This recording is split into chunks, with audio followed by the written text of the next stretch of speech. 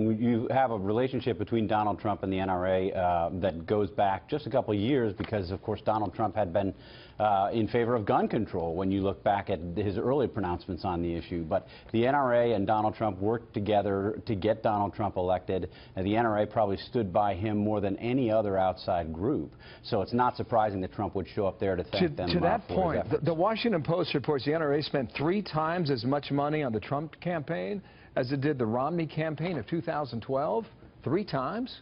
Yeah, and that's right, and they spent early, too. I mean, if you look back at what they were spending and when they were spending it, they were running sort of general interest ads. You probably remember the ad that they ran on Benghazi against Hillary Clinton that really didn't have anything to do directly with guns. They ran that issue ad in favor of Donald Trump back in the early part of the summer of 2016.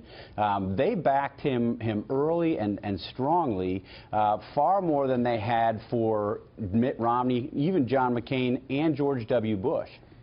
How much of that had to do with his sons?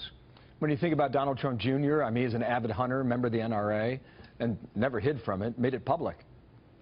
Yeah, I think it probably had something to do with his son. Certainly they added to that argument or to that relationship. But I think it had much more to do with the fact that Donald Trump, when he decided he was going to run for president this time, he was running basically as a Second Amendment absolutist. There were very few nuances in Trump's position on this. Every once in a while, after the Orlando shooting, he suggested he might be open to some restrictions.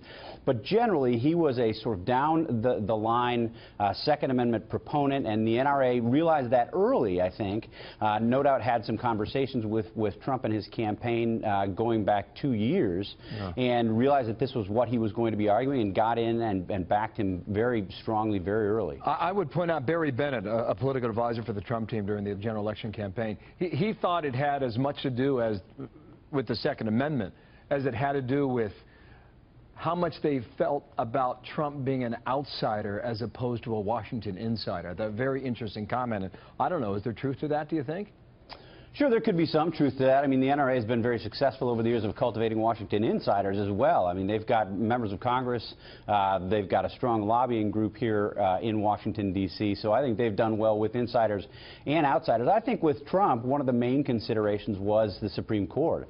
You know, as Trump had campaigned and increasingly campaigned as a defender of the Second Amendment, they looked towards Trump promises on conservatives serving on the Supreme Court and thought this is something we ought to do. That's a great point. Yeah. Last point here, the money spent in Ohio on behalf of the NRA, North Carolina, Pennsylvania. He went 3 for 3 in those states. Can you make the case that he's not president without that support? Yeah, I mean, it was pretty important support, and as I say, it came early, and I would add to your list of 3, Nevada. I mean, they campaigned early there, and it was one of the early target states for the NRA. Certainly, Ohio and Pennsylvania were decisive. They came in late, I believe, in Michigan. So they played a pretty significant role for Donald Trump.